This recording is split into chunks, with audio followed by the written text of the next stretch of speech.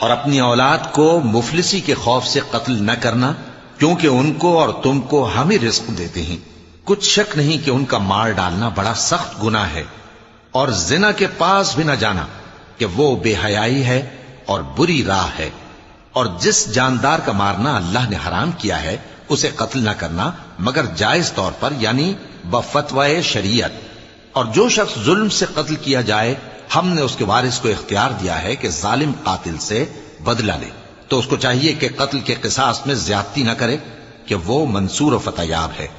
اور یتیم کے مال کے پاس بھی نہ پھٹکنا مگر ایسے طریق سے کہ بہت بہتر ہو، یہاں تک کہ وہ جوانی کو پہنچ جائے۔ اور عہد کو پورا کرو کہ عہد کے بارے میں ضرور پرسش ہوگی۔ اور جب کوئی چیز ناپ کر دینے لگو تو پیمانہ پورا بھرا کرو، اور جب تول کر دو تو ترازو سیدھی رکھ کر تولا کرو۔ یہ بہت اچھی بات